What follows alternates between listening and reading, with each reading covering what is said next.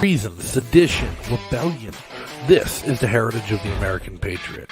Those revolutionaries who stood on principle to fight against tyranny no matter the cost. And that spirit lives strong today in the activists and freedom fighters who fight against the authoritarian state. Each in their own way, each with their own mission, united for the cause of had the freedom. idea to run on a platform of fuck the police prior to actually winning the primary. I mean, AOC is a drama queen and she's full of shit. They said, you don't get to tell us no, we're the state health department, and I said, hell no. You brought a freaking guillotine. People already pushing back in ways that didn't even need any votes to be cast. I'm not ratting on anybody, and I did what I did, so you're going to have to give me what the law says you have to give me. You want to make the world a better place? Have some babies and raise them to not be stupid. Hope I don't get canceled talking to you. These are the people whose stories I'm here to share.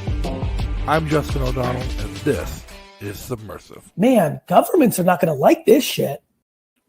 Ladies and gentlemen, boys and girls, activists, anarchists, shitposters, and you kind folks of the internet, thanks for tuning in to Subversive 85, and tonight's going to be a short one. But as always, I'm your host, Justin O'Donnell. Now, before we get started, just remember to, whatever platform you listen on, whether it's YouTube Live, Odyssey, Spotify, Apple Podcasts, Anchor, or on the air at LRN.FM, you can help grow the show by liking, commenting, subscribing, and most of all, sharing with your friends. Now, if you enjoy the content, you can join the insurgency by visiting patreon.com/O'Donnell. Again, that's patreon.com/O'Donnell. And make sure to check out snackswag.com, our sponsor for all your favorite Liberty merch. Great new designs available. Podcast official merch, Rogue merch, Liberty merch, Free State Project merch, and some just fun designs. But snackswag.com is your favorite place to get what you want, so you can wear your principles literally on your sleeves. Don't mind the cat and the camera. But if you want to keep in touch between shows, make sure you follow us on social media, join the community Discord channel, and chat with friends and fans of the show at any time. All the links to do that are in the link tree in the description of the video or podcast you are listening to today. So check them out and give them a visit. Now tonight, I want to talk about the dangers of running down the aisle, running down the middle, catering to an audience that's not yours to cater to, and misunderstanding your role in the political atmosphere and the political environment. There's often a controversy surrounding messaging in the Libertarian Party and the Liberty movement in general. It's a struggle as to hold as the party itself. Libertarians have been arguing about whether or not to say the quiet parts out loud, as we call them. We know that our beliefs are radical and fringe. And we know that the average person who accepts the status quo is easily scared, frightened, and doesn't understand what we're talking about when we say taxation is theft. We understand that the truth of the liberty we seek is radical, and it is frightening. And it's not for the average person to understand. That's why we're a fringe ideology and an oppressed minority. But to speak these radical truths of freedom is often considered edgy, extreme, frightening, clickbait, and cringe. Some people in the liberty movement even fear that it will be to our detriment to speak so openly about what we desire. Well, the path of political action has been the chosen course for many in the liberty movement, and whether people choose to run as a Republican or run as a Democrat or run as a Libertarian,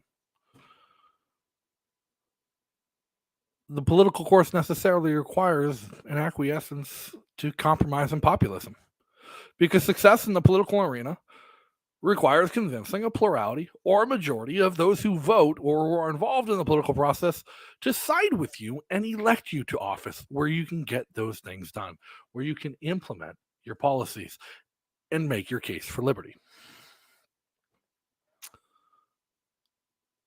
But if the harsh truth of our principles frighten the masses, how can we ever expect to be elected on a principled platform?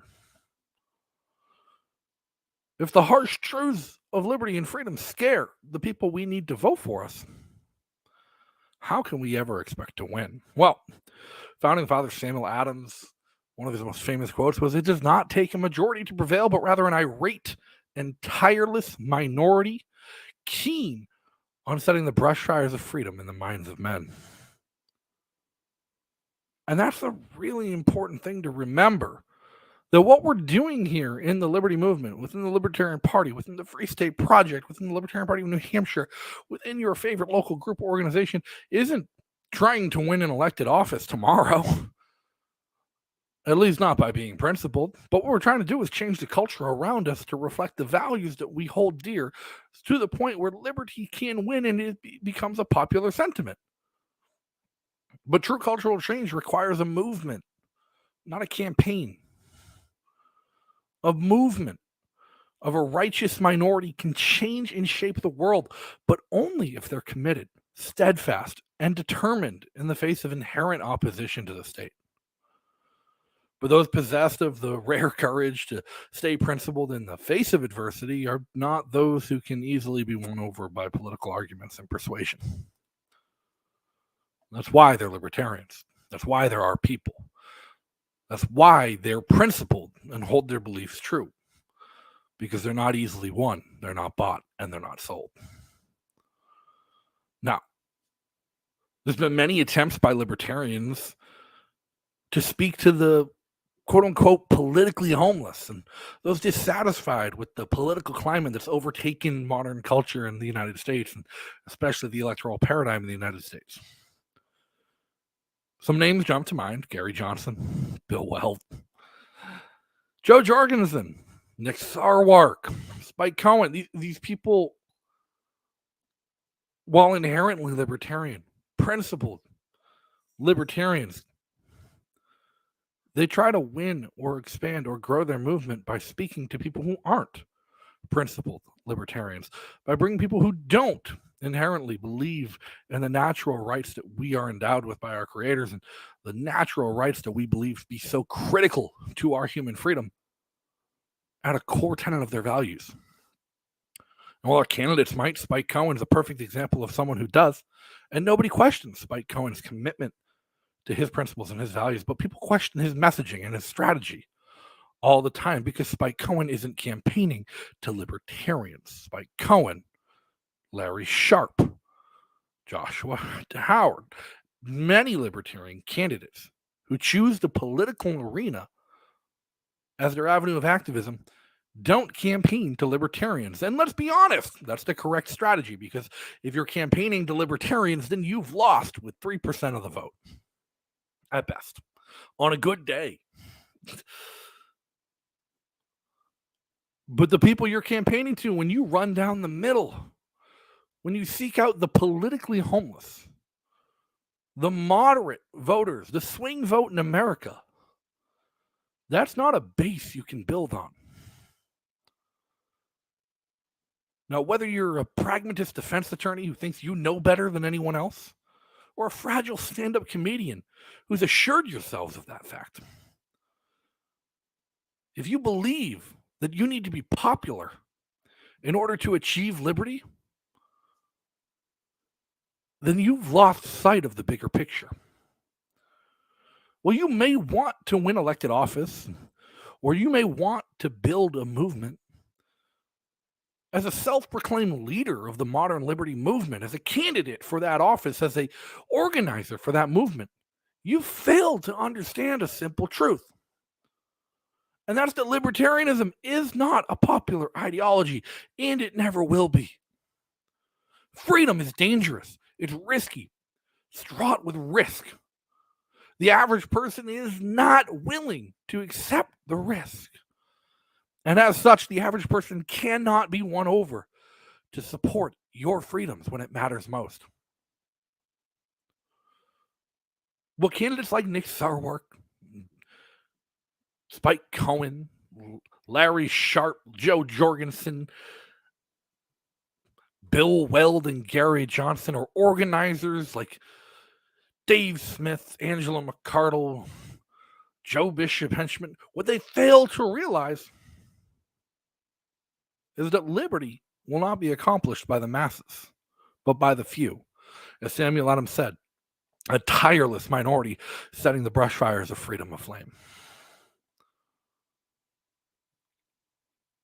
But these self-declared and self-possessed leaders of the liberty movement, by their example and their chosen outrage, have shown that they don't understand what truly makes libertarianism unique and what has led to its persistent failure over the years. Now, what makes us unique is our principles, our undying love of freedom, and our persistent push to stand in the face of adversity against all odds in that fight for freedom. And I don't think anybody actually questions Dave Smith or Nick Sarwark's commitment to the fight for liberty. Just the strategy and how they do it. But what's led to the persistent failure over the years is the belief that any such goal can be accomplished, an election won, a movement populated, by convincing the vast middle of America's politically homeless population to consider the values, ethics, ideals, and morals of a libertarian life. What's worse is not only the belief that that middle America can be brought to embrace freedom en masse simply by a political candidate or campaign, but the effort to do so involves compromising on the principles presented and adopting a form of respectability politics. The moment you've catered your message to the electorate, you've fallen victim to the Overton window. You haven't pushed it. You haven't made liberty more popular. You've tempered your message to seek more popularity with those who oppose it. And the problem with these voters and individuals who can be won over, convinced, brought over to vote for a libertarian because their votes could be earned, fought for, and won, is that you have to earn, fight for them, and win that vote repeatedly. It requires constant maintenance of their support to retain it. When courting voters, you find yourself constantly compromising, trying to find an acceptable policy that keeps you in office or increases your vote threshold or increases your popularity amongst the electorate so you can poll better and get on a debate stage to sell your ideas to people who haven't heard them, and none of it works. None of it has worked. None of it will work. Because we compromise when we do that. You win a vote. But unfortunately, by winning that vote, you invite them to hear the quiet part that you were afraid to say out loud. Because people like me will always say it. And don't tell me we can't. I'll advocate for the abolition of public schools while you're trying to sell vouchers and charter schools as a compromise to improve school choice instead of freeing education. But I'm sorry, because 246 years of compromise with those seeking to oppress is how we ended up with a tyranny such as today. The founders of this country gave us a beautiful libertarian republic that preserved, protected, and defined itself by the principles of liberty. And for 246 years, starting with Alexander Hamilton and his proposals for the Federal Reserve, politicians have tried to strip those liberties away and compromise and finding middle ground with them rather than giving up the whole thing has led to a further and further encroachment upon your freedom. So no, I don't accept compromise. And if you're honest with yourself, you know that the principled libertarian policies that you should be promoting to these crowds of people, these hordes of voters, is that we should legalize heroin and end the drug war. We should end public schools. We should defund and abolish police departments. We should outright dissolve social welfare programs and Social Security and Medicare. But that's not what you're selling. Because you're afraid it'll turn off voters, turn away donors, hurt your support base. Well, it already has. Because you haven't said the principled thing. Instead, you've advocated for medical marijuana with taxes and regulations because that was a compromise on your principles. You've advocated for vouchers in charter schools instead of abolishing education because that was a compromise on your principles. You've advocated for reforming police, adding training and accountability, and reforming their liability laws instead of abolishing the departments and defunding the institution of a standing army because that was a compromise on your principles. And you argue and advocate for a universal basic income or welfare reform instead of advocating to repeal Social Security and Medicare because that's a compromise on your principles. You've caved.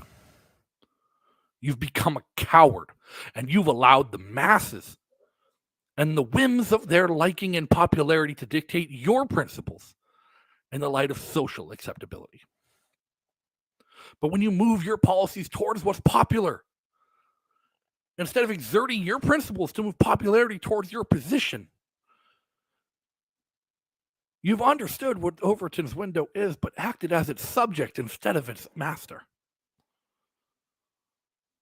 You have effectively failed at promoting the libertarian principle by allowing popular sentiment of non-libertarians to dictate what that acceptability level is. If your goal isn't to win votes, but to build a movement that affects culture, you have an even more important distinction to make when presenting these arguments and these principles and these policies.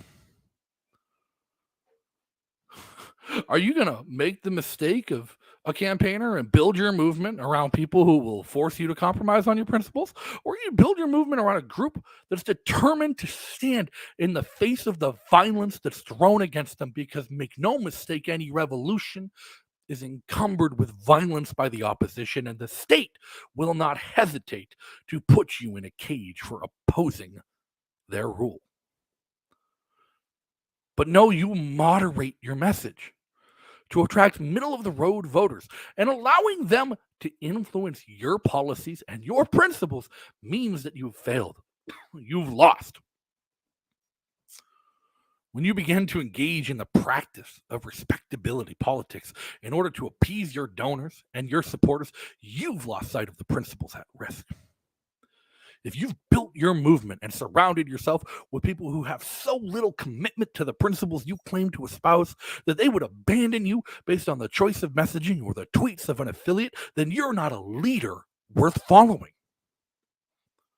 If your donors and supporters are willing to abandon you to support your opposition because they don't like what someone else in your organization said on social media, then they weren't there to support your principles in the first place, only to seize something of short-term value and gain from you unbeknownst. And in fact, if someone were a true believer in the values of liberty, the ethics and morality of freedom and libertarianism, then no amount of toxic messaging, mean tweets, or cruel and harmful jokes from a state party's Twitter account could ever drive them to support and vote for the war party, or for those who aim to keep them in bondage. If the movement you're building relies on people sticking around for any reason other than their belief in the principles of liberty and freedom, then you've retracted an unreliable support base that was ready to abandon you for any reason.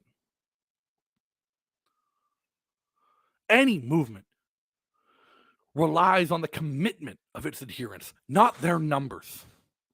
The fight for liberty will require them to stand strong in the face of adversity, and it can't be left to those whose support can be easily swayed. The movement that can achieve liberty in our lifetimes will not be found in the votes of middle America, and we need to stop looking for it there. We need to stop compromising our principles in the hopes that our freedom will be granted by people who thus far have committed to holding you as a slave.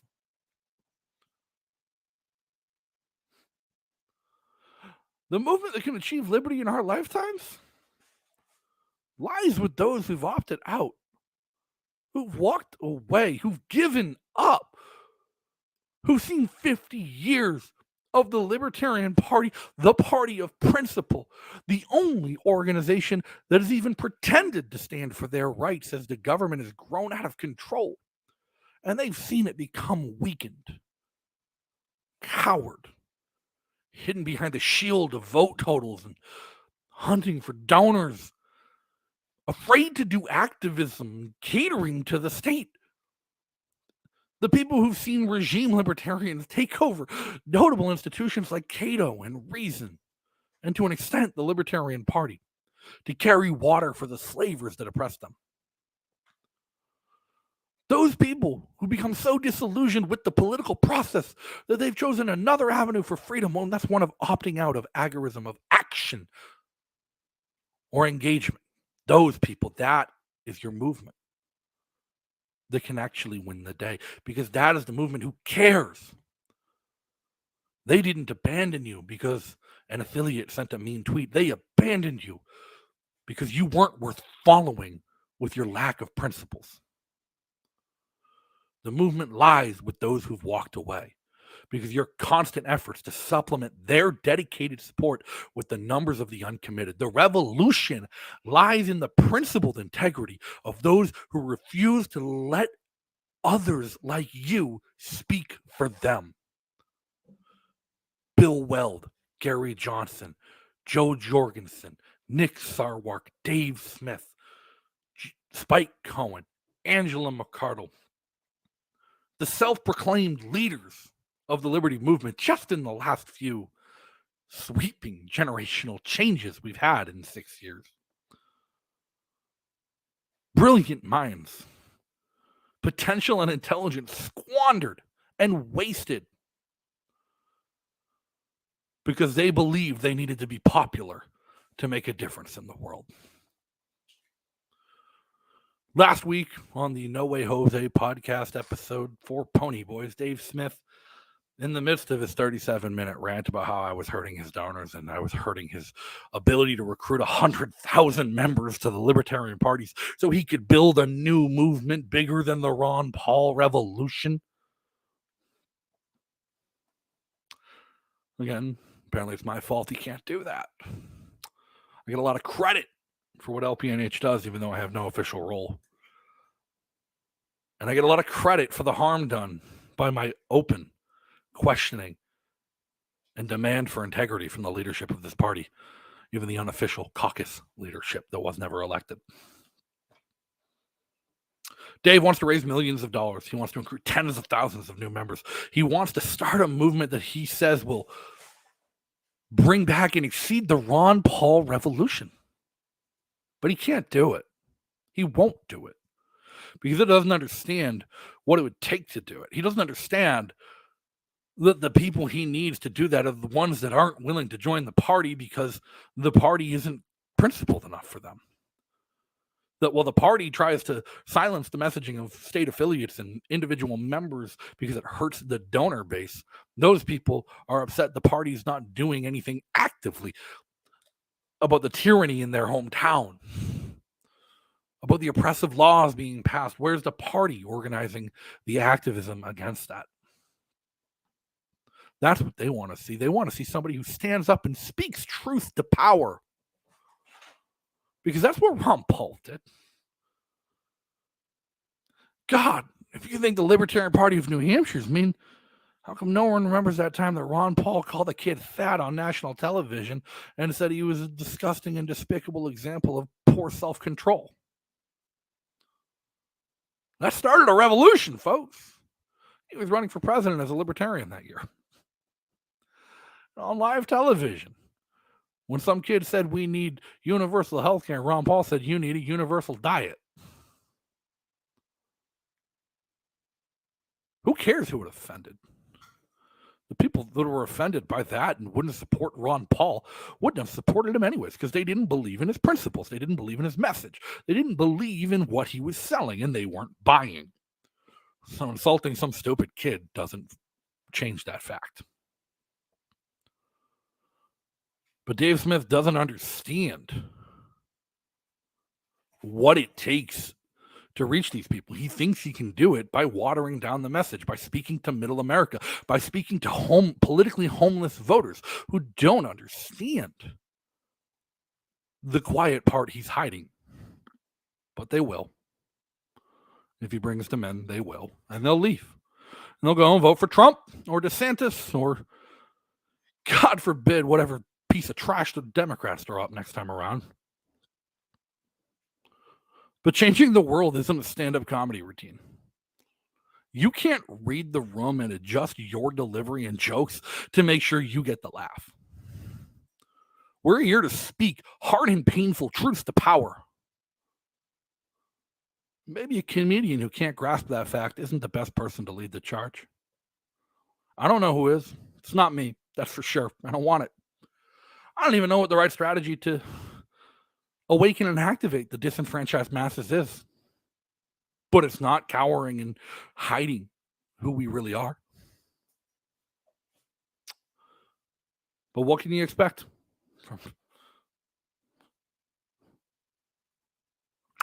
from a comedian? But jokes. But at the end of the day, he's wrong and I'm right. And I'm going to stick to that point, Dave Smith. And if you don't like it, you can cry with your buddy Michael Malice or book another 37-minute rant on one of my friends' podcasts. Or the door's always open here if you want to come on and talk about it. But unlike you, I don't claim to have the answers and know what will work. But at least I can see what hasn't. And unlike you, I'm not willing to repeat the mistakes of the people you ran off to try and fail just like them. Unlike you, I'm not willing to hide who I am and what I believe from the people I'm trying to recruit to fight alongside me, because I want to rely on them when the push comes to shove. Because the reality is, my life depends on it, and so does yours. Liberty isn't to be taken lightly. Liberty isn't to be cast aside so lightly. And who we choose to fight and stand with is as important as who we choose to fight and stand against. That's something I wish a lot more libertarians could understand, especially those in leadership, especially those who have become the face of this new national movement.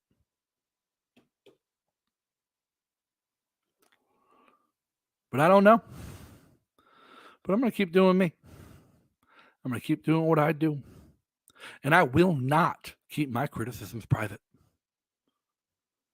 I will not keep dissent behind closed doors to keep up the facade of unity. Because I am not a party over principle pack. I am not a partisan libertarian. I'm a member of this organization because it has the potential to be a tool that is useful in the fight for liberty. And that's not a vehicle for your fame, your fortune, or your following. That's a vehicle for principles and truth.